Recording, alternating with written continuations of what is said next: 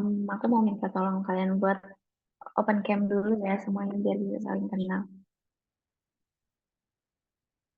Yuk, open cam.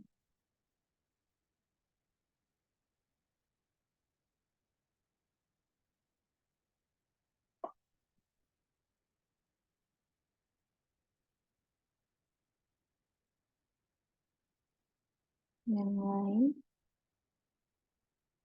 belum.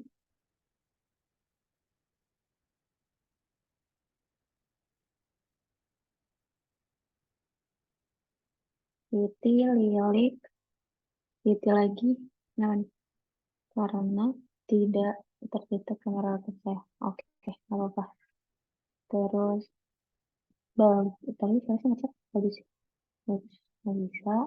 Lasaufa, Citra, sama Endah.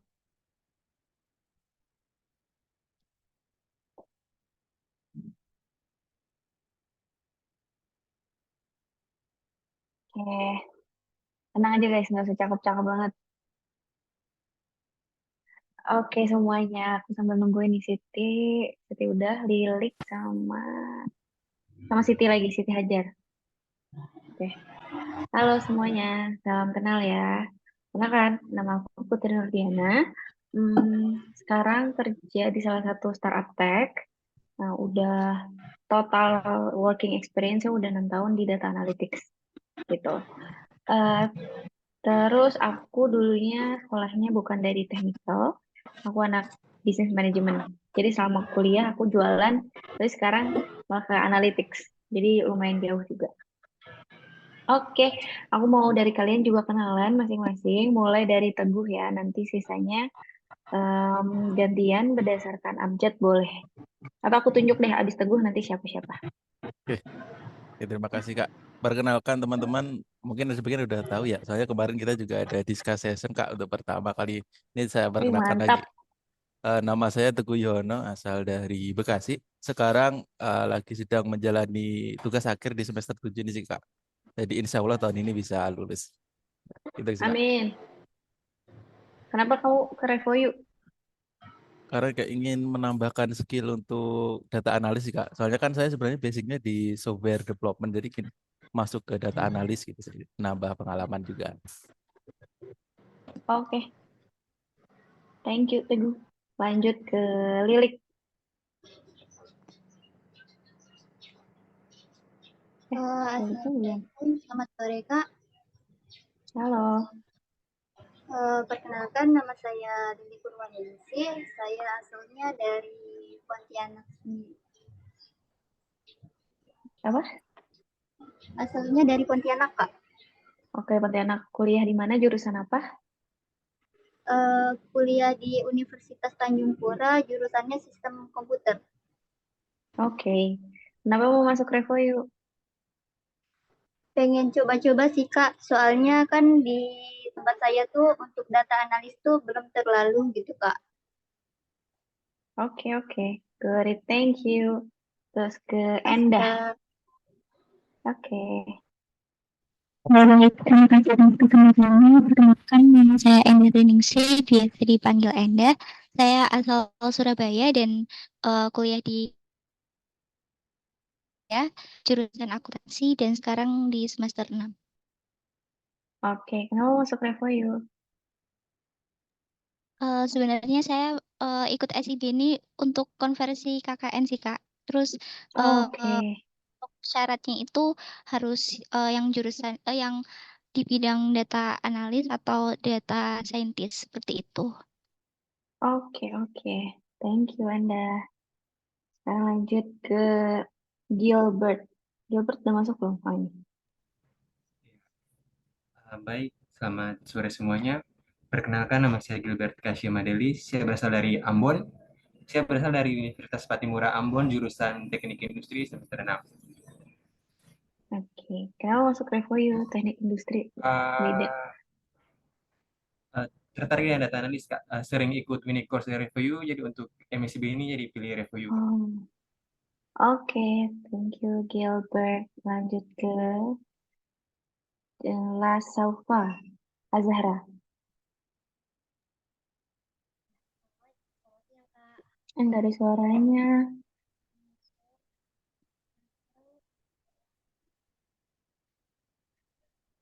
Tes, tes, tes. Sudah ada suaranya belum, Kak? Udah ada, tapi kecil. Kecil banget. Udah ada? Tes, tes. Ada. Nggak apa-apa, kita gedein aja volumenya. Nggak apa-apa, lanjut. Selamat sore, nama aku Safa Zahra dari Universitas Terbuka, program studi sosiologi. Aku ikut Revoyu itu karena sebelumnya aku pernah ikut mini course Revoyu juga terkait career development waktu itu, tapi di Discord waktu itu belajarnya, terus sama postgraduate juga, sama undergraduate yang lain-lain. Terus aku kebetulan aku dapet iklan gitu. Sebelum itu aku dapat info dari temen aku tentang MSIB. Tadi aku nggak sama sekali ada kepikiran untuk itu. Tapi kata temen aku ikut aja dan bisa dikonversi. Alhamdulillahnya jadi pas ikut itu dapat iklan di sosmed juga. Kalau Revoyu itu buka MSIB X Kampus Merdeka. Jadi ya udah aku ikut aja Revoyu. Alhamdulillah dapat gratis. Betul. Setuju.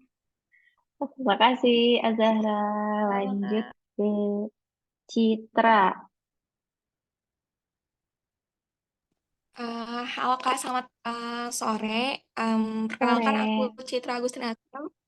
Ya, namanya biasa dipanggil Citra, asal dari Sumatera Barat. Terus kuliahnya di Institut Pertanian Bogor, jurusan Ilmu Ekonomi. Oke. Kenapa mau ke Revoyu? Mau belajar apa? Karena ini aja sih Kak, iseng dari temen aku sih. Maksudnya temen aku udah pernah Revoyu juga yang tahun lalu ya. Terus kayak karena dia milik kayak data analis itu mau coba juga apa sih belajar apa sih itu gitu. Oke. Thank you, Citra. Terus lanjut ke Bagus. Bagus Aji. Halo Kak, kenalin aku Bagus Aji, asal dari Jawa Tengah. Sekarang kuliah di Universitas Muhammadiyah Surakarta, jurusan akuntansi. Oke. Kenapa masuk Revoyu? Pilih Revoyu karena memang ingin nambah skill aja Kak. Terus karena memang tertarik setelah ikut mini bootcamp-nya di tahun lalu. Oke. Oke deh, thank you. Bagus. Lanjut ke Raihan. Halo, selamat sore. Perkenalkan Kak, saya Rayhan dari Universitas Nusa Putra, jurusan Teknik Informatika. Oke, dia udah Tapi nggak bisa ngoding. Berarti sama lah ya. Nggak perlu lah, mas. Sekarang harus coding, ada ChatGPT, guys. Terus, thank you, Raihan. Kita lanjut ke siapa? Agung. Ya, cek. Halo Kak, perkenalkan nama saya Agung. Ini sebelumnya mohon maaf lagi di jalan Kak. Soalnya lagi di jalan. Ya, nggak apa-apa. Jadi saya Agung dari Makassar. Sekarang kuliah di Universitas Hasanuddin. Jurusannya jurusan statistika. Jadi kenapa ambil Revoyu? Karena ya emang basicnya pengen belajar tentang data analis Kak. Oke, lanjutan ya. Ini dari kuliah udah kuat nih statistiknya yang bagus. Makasih Agung. Lanjut ke Siti Hajar. Selamat sore Kak. Perkenalkan, aku Siti Hajar dari Aceh. Oke, udah jauh juga nih Aceh. Terus kuliah di mana? Jurusan apa? Muslim, jurusan informatika. Oke, juga udah pintar. Udah lain, nggak perlu ditanya lagi kenapa Revoyu. Tapi kenapa masuk Revoyu? Sebenarnya kayak pengen penasaran gitu sama bidang data analis. Jadi coba ikut Revoyu. Oke deh. Thank you ya Siti Hajar. Lanjut ke Siti Husnul Azizah.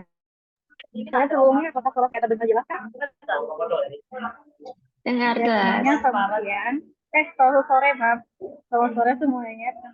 Perkenalkan sebelumnya saya Siti Suladida, panggilannya Aziza, Kak. Saya dari Universitas Muhammadiyah, program studi psikologi. Salam kenal semuanya. Oke.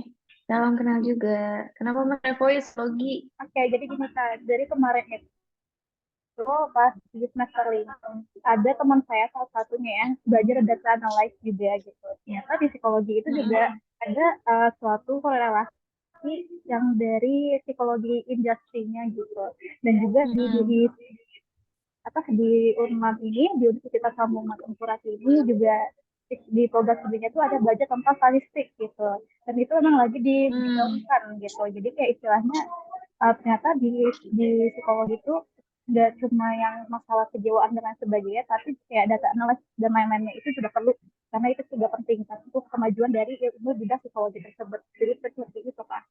Dan saya ketemu Revoyu ini kayak kemarin tuh lewat email gitu. Kalau nggak salah sih saya pernah ada mau ikut mini bootcampnya tapi nggak jadi daftar gitu, antara saya kelupaan atau gimana. Jadi pas saat yang semester ini untuk MSID, jadi saya tertarik gitu ikut di Revoyu. Itu Pak. Oke, thank you Aziza penjelasannya. Bener ya, aku mau nambahin dari Aziza. Jadi nggak cuma dari teknik informatika, sistem informasi, industri, atau apapun itu, analytics itu sekarang diperlukan di banyak bidang. Salah satu yang paling dekatnya itu misalnya HR nih. HR tuh banyak orang dari psikolog juga. Sekarang tuh ada kayak BI-nya atau data analis sendiri untuk HR. Ya buat ngeliatin kayak persona tiap orang tuh gimana. Terus kayak misalnya ada yang baru di-hire, dia cocok nggak sih di posisi itu gitu. Jadi sebenarnya banyak banget apa ya di prakteknya lah data analisis itu buat apa aja gitu. Jadi orang bisnis juga kan harus aware soal data. Kalau nggak aware soal data gimana mau ngejalanin bisnisnya kan? Gitu. Oke, thank you semuanya udah ngenalin. Terus sekarang aku nggak mau banyak cincong juga. Aku udah lihat capstone projectnya kalian. Bentar. Salah buka. Hmm. Hmm. Hmm. Oke, aku share screen dulu. Share. Oke, ini aku udah lihat nih proyeknya kalian. Sumpah ini rapih banget loh. Makasih ya udah semangat. Terus aku juga udah ngecekin. Ya sebelum lanjut situ, dari tiap PIC ini, tiap PIC role ini, kalian udah ngerti belum tugasnya masing-masing tuh ngapain? Belum nggak Belum. apa-apa ya di sini. Oke. Oke, gue juga awalnya nggak ngerti sih. Jadi yang pasti Teguh itu jadi project leader itu harus make sure kalau task ini kalian, captain project kalian ini selesai tepat waktu dan semuanya sesuai dengan timeline-nya sendiri gitu. Jangan semua task atau semua milestone-nya dikerjain di akhir. Itu bakal capek sendiri. Buat Teguhnya, buat teman-temannya juga bakal capek sendiri.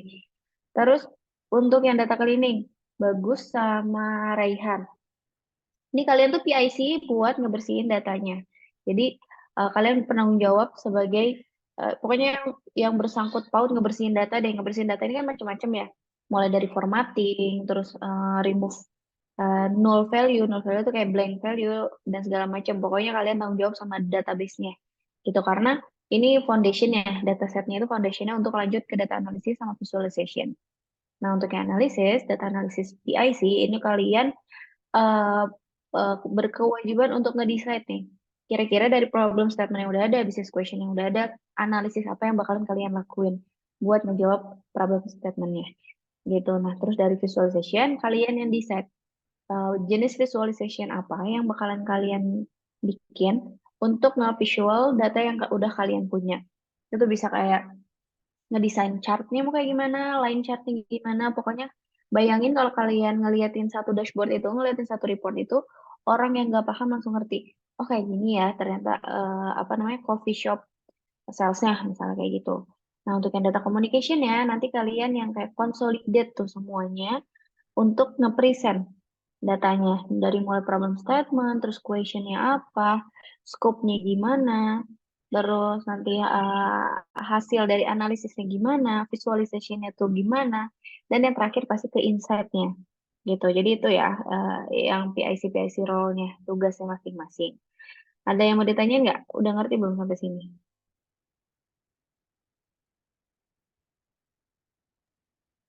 Aku Kak, saya Siapa tuh?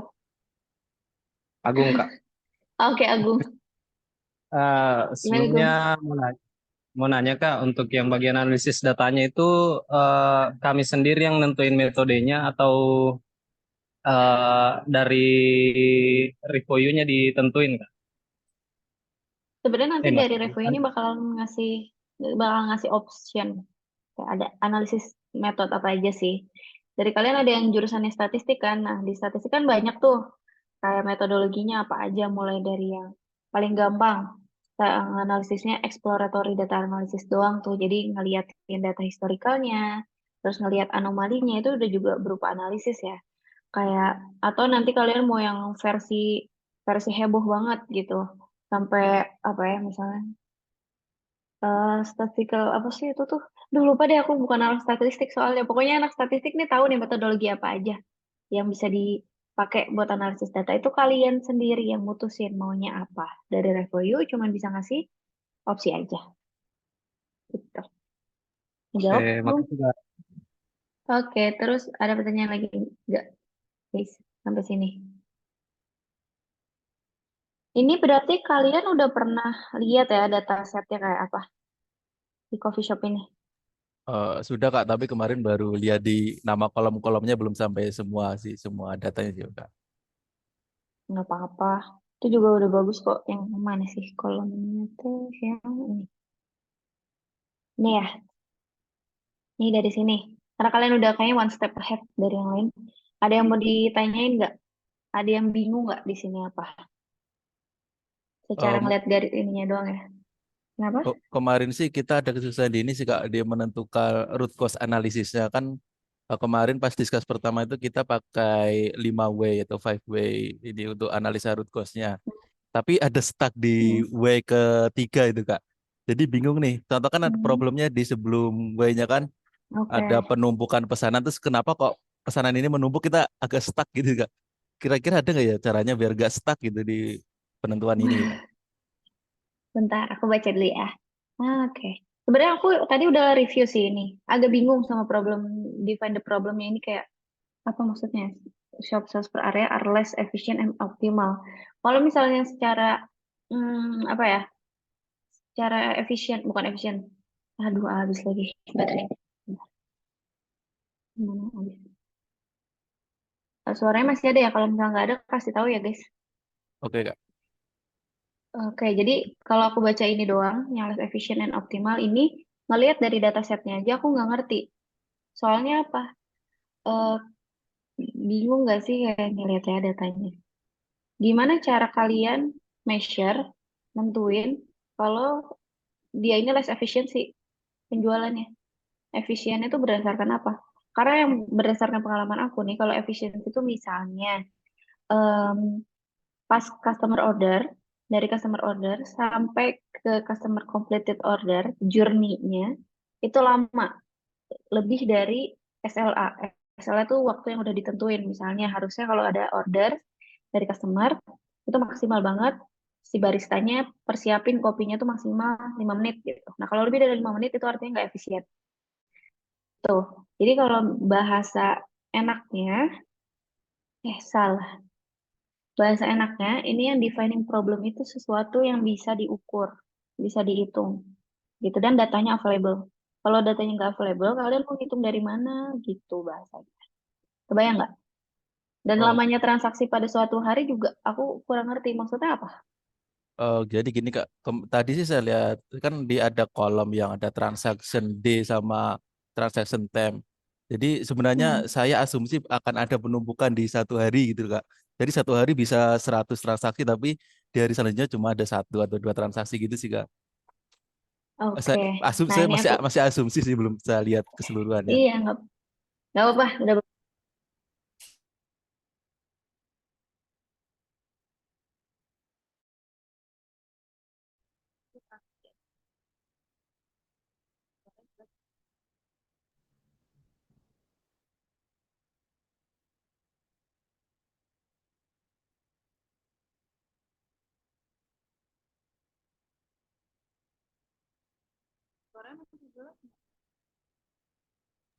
Kenapa suaranya tidak terdengar?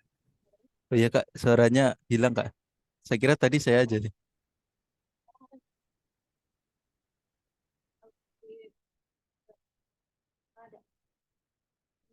Ada nggak sekarang? Ada? Ada tapi kecil, Kak. Belum. Ada nggak?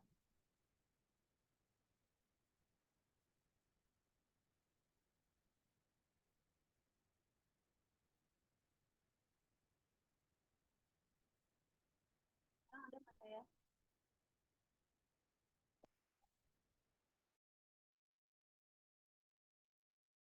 Kecil nggak suaranya?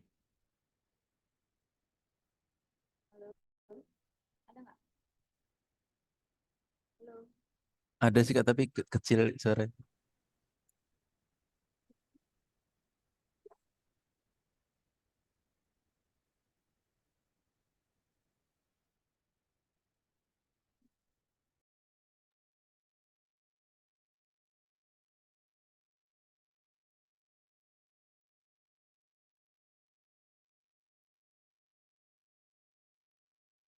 Sekarang ada nggak?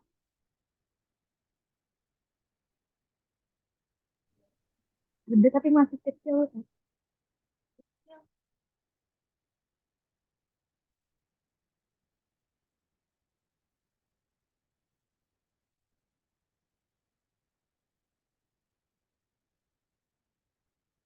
Tes, tes, tes. Aduh, kecil banget ini.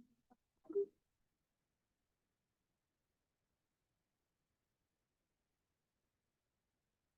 Ada ya? Kecil.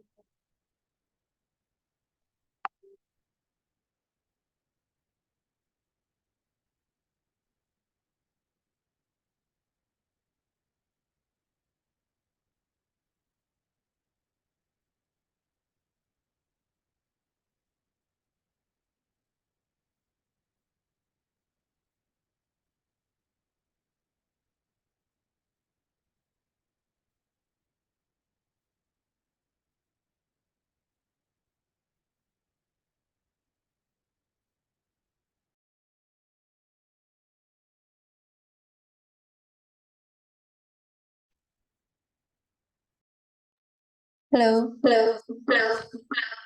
Wow, wow, wow, wow.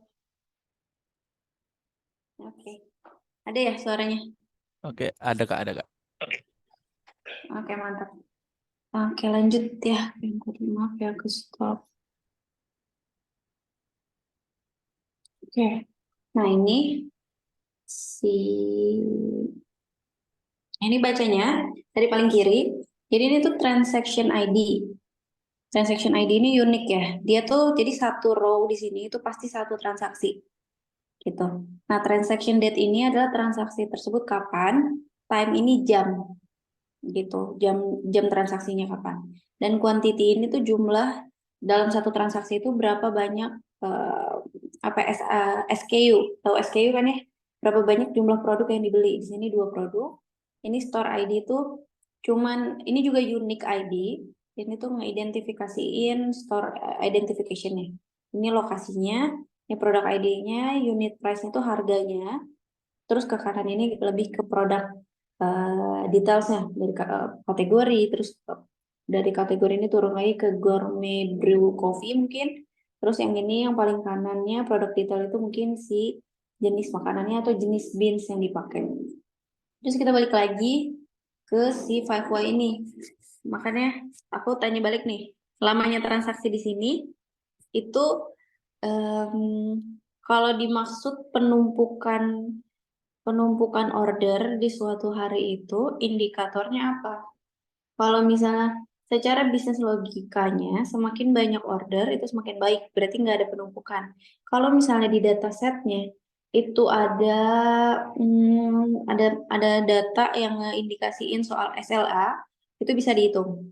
Atau misalnya ada jumlah barista yang tersedia di satu toko misalnya. Dan misalnya 2 barista itu maksimal tiap barista tiap jamnya cuma bisa komplit 10 orders. Itu kalian bisa ngitung lamanya transaksi. Mungkin harus di-adjust kali ya, bukan namanya transaksi. Gitu bukan yang dimaksud. Iya Kak, seperti itu sih Kak. Oke, berarti kayaknya dari define problemnya aja agak kurang tepat ya teman-teman. Mungkin paling gampangnya ya, kalian udah ada ide lagi belum selain yang ini? Nanti kita kayak bisa, kalian bisa kayak suggest gitu ke aku, problemnya apa aja, nanti aku bisa apa ya namanya, revisi atau review dari problem-problem itu yang bisa diukur, yang make sense, dan bisa diturunin matriks-matriksnya tuh apa aja. Itu kali ya. Boleh by chat, boleh. Di grup boleh. Baru dari situ kalian bisa berangkat ke 5 why root cause analysisnya, dilanjutin. Karena ini dari atasnya udah salah, jadinya ke bawahnya juga pasti salah, gitu. Oke, no hard feeling ya guys. Kalau sama user bisa langsung diomelin, tapi ini kan belajar. Tenang aja, santai aja. Gitu. Dari yang lain ada yang mau ditanyain lagi nggak? Mungkin tips untuk menentukan problem yang gampang itu gimana ya? Kan kita cuma dikasih data set ini. Terus bagaimana cara mengetahui masalah gitu? Biar cara trik gampangnya itu gimana ya Kak ya?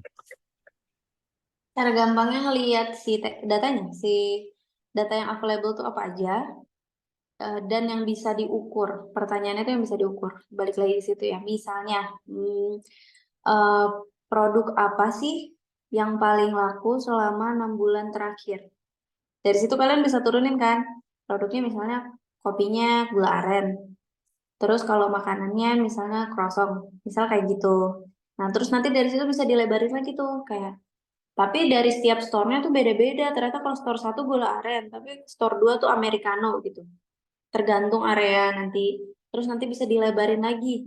Ternyata peak hour-nya atau rush hour-nya orang-orang beli kopi itu di pagi-pagi atau di siang hari. Di sore udah enggak, apalagi malam gitu. Nah, itu tuh salah satu pertanyaan-pertanyaan yang bisa diukur dan bisa dihitung. Bisa dijawab juga kan sama datanya. Kayak tadi, jam berapa orang-orang rata-rata beli kopi. Untuk kalian ini tinggal ekstrak aja si transaction time ini jadi hour. Misalnya si menit sama detiknya ini di round up ke atas gitu. Misalnya ini jam 7 8:56. Ya round up aja jadi jam 7:10. Nanti masuk ke time slot grouping lagi di jam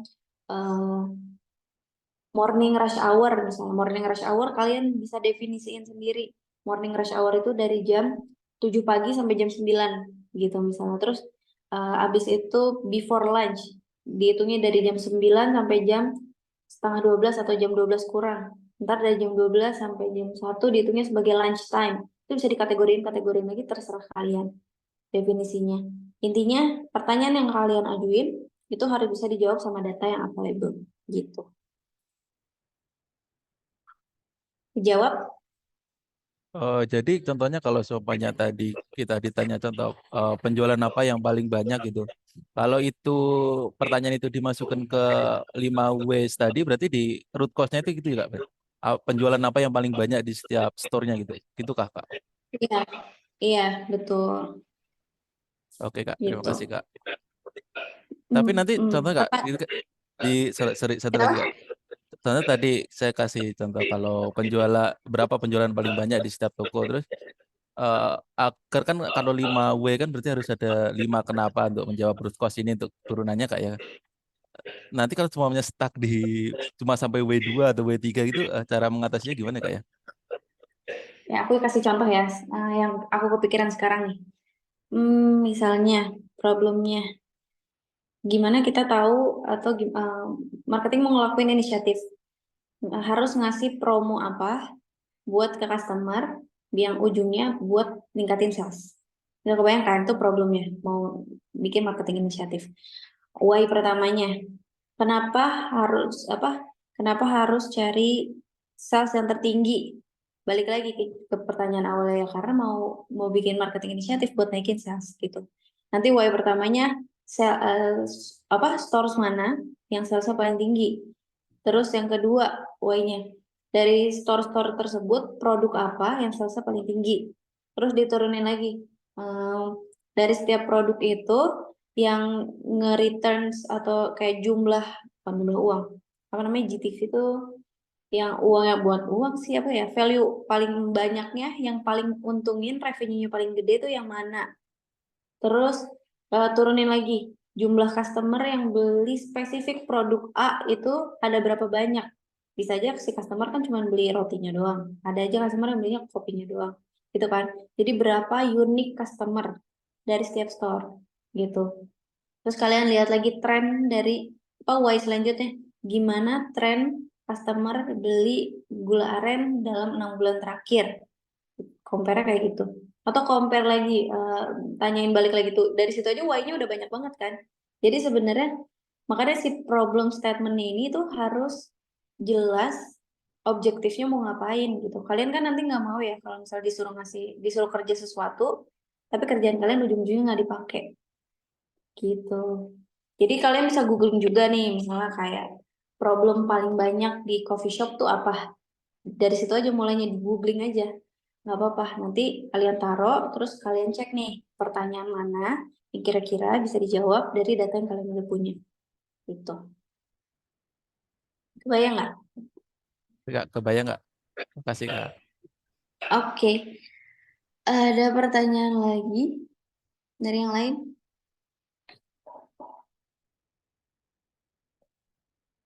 Nggak harus soal capstone ya guys. Kalau misalnya mau bahas yang lain juga boleh, buat lebih ngerti in data analis role tuh kayak gimana, atau karirnya data analis tuh gimana. Terserah sih mau nanya apa aja. Ini baru first mentoring, masa udah serius ini sih. Gitu. Apalagi ya tadi yang aku lihat. Ini dulu. Bentar. Oke, berarti nanti ke bawahnya ini harus direvisi lagi ya. Ini buat scope. Buat scope sendiri kalian bisa, ini udah oke sih. Ini jadi 6 bulan terakhir doang ya. Nggak apa-apa, udah oke. Udah telepon lagi. So far kayaknya udah oke sih. Hipotesisnya ini apa? Oh, metrik. Metrik bukan hipotesis. Kalau yang boleh. Most product based on sales time boleh.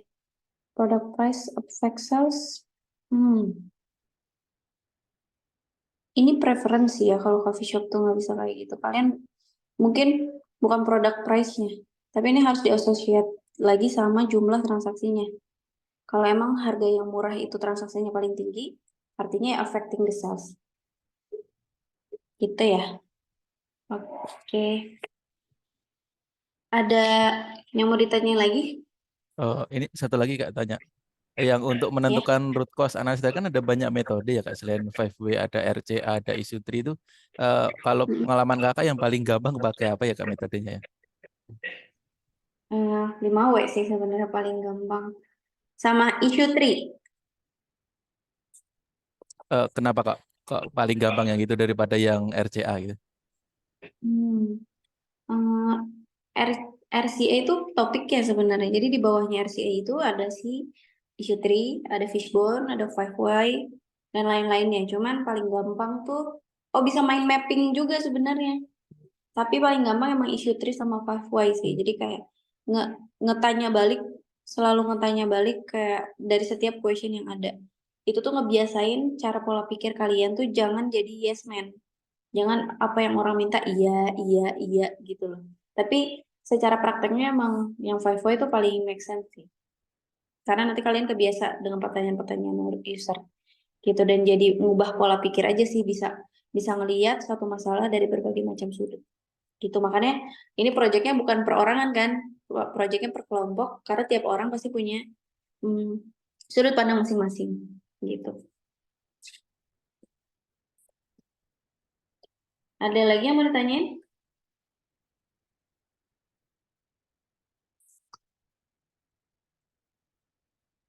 Yang lain?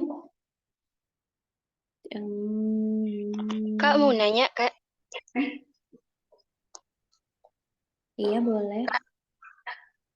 Jadi kan nanti kalau kita udah ketemu problemnya, masalahnya dari data tersebut, terus kita mau ngolah dari data-data tersebut, biasanya kita gunain SQL atau Python atau terserah itu, Kak? Wow, oke, pertanyaannya udah sampai situ ya. Sebenarnya itu gimana ya? Itu bebas sih sebenarnya. Kalau misalnya untuk cleaning data, SQL aja sih paling gampang.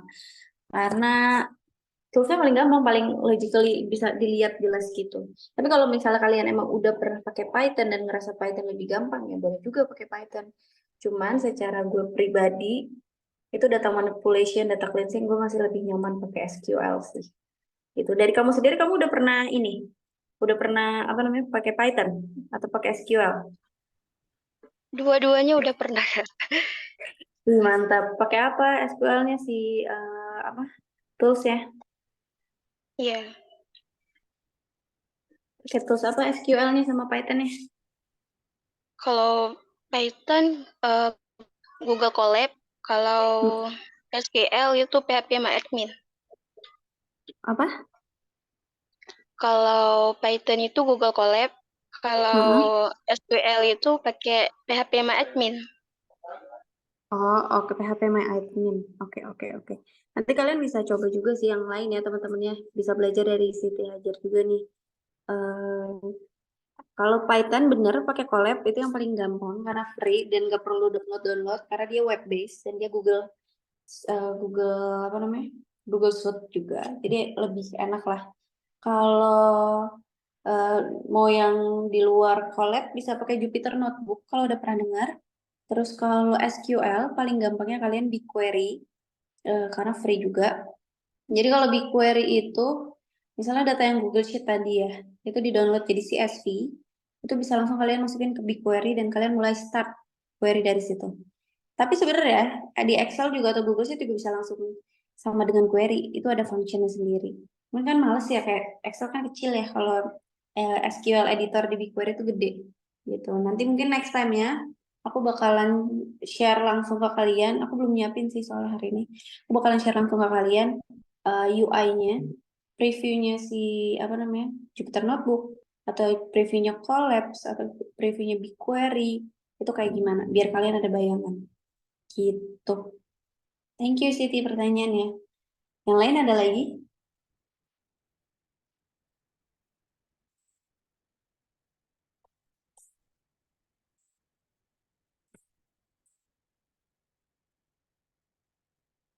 Aku itu sampai apa ya? Jangan kecil hati ya guys. Barangkali ada dari kalian emang kan ada banyak nih dari kalian yang bukan based on-nya dari informatika yang belum pernah belajar SQL. Gak usah sedih. Aku pun dari bisnis kok gitu. Ujung-ujungnya bisa. Jadi kayak yang penting mau belajar, biasain di otak kalian tuh harus selalu mau googling, YouTube, ChatGPT atau nanya ke aku langsung boleh. Pokoknya kalau misal kalian stuck di suatu tempat, googling dulu baru nanya. Itu root cause dari otak kalian harus kayak gitu. Oke. Paling kalau misalnya emang nggak ada lagi, kita Eh, juga udah lumayan lama. izin tanya Apa? satu lagi Kak, izin saya dikit aja. Yang mengenai timeline-nya Capstone, kalau semuanya di tim kita bisa lebih cepat selesai daripada yang ditargetkan Revo, itu boleh apa memang harus mengikuti timeline yang dari Revo kayak untuk penyelesaian Capstone project-nya? Sebenarnya sih idealnya pasti ngikutin timelinenya Revoyu ya, karena itu biar nggak nyusahin kalian, jadi kalian belajarnya nggak ekstra mal. Tapi kalau kalian bisa lebih cepet, ya lebih baik juga gitu. Aku juga bisa lebih banyak reviewnya, bisa dapat kalian juga bisa dapat banyak masukan kan, gitu. Biar bisa prepare di akhir tuh yang bagian yang data communication nanti kan nyiapin PPT-nya, terus belajar communicate-nya gimana, yang enak buat ngejelasin ke orang tuh gimana kayak gitu. Dan kalau ada salah, punya banyak waktu buat ngulang. Oke, terima kasih Kak. Gitu. Ada lagi? Kak, Siapa? aku nggak tahu. Oh ya, Zahra. Kak, aku mau nanya. Ini sebenarnya aku dari semalam sih, dari yang pas kita brainstorming sama teman-teman juga. Aku kan kalau di spreadsheet ini kan store location-nya nih masih acak-acakan gitu ya Kak. Dari luar Manhattan, terus ke Hell's Kitchen, terus nanti lagi baru ke Astoria. Ini sebenarnya tuh kita harus ngelompokin dulu nggak sih, Kak? Iya, boleh. Itu salah satu data cleansing sebenarnya. Jadi, kalau aku sendiri di yang sekarang yang dikerjain itu banyak yang kayak belum punya unique ID-nya. Jadi aku bikin random numbers buat jadiin itu unique ID. Atau benar kata kamu tadi, kamu bisa grouping. Misalnya yang Lower Manhattan itu maksudnya ke downtown atau ke uptown kayak gitu itu tuh boleh juga kok dikelompokin. Yang bikin kalian bisa lebih apa ya? Bisa lebih beruntun juga kan nganalisisnya nggak langsung kayak ke Lower Manhattan. Itu boleh. Jadi data cleansing itu nggak cuma ngebenerin, tapi bisa juga manipulate, nambahin kategori, grouping, itu boleh. Gitu. Ya. Ada lagi?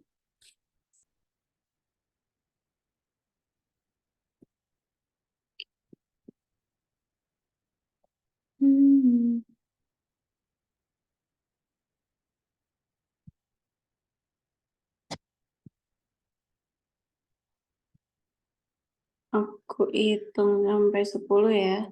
Tapi bebas ya kalian kalau mau ada tanya-tanya yang lain juga boleh. 1, 2, 3, 4, 5, 6, 7. Udah aja lah ya.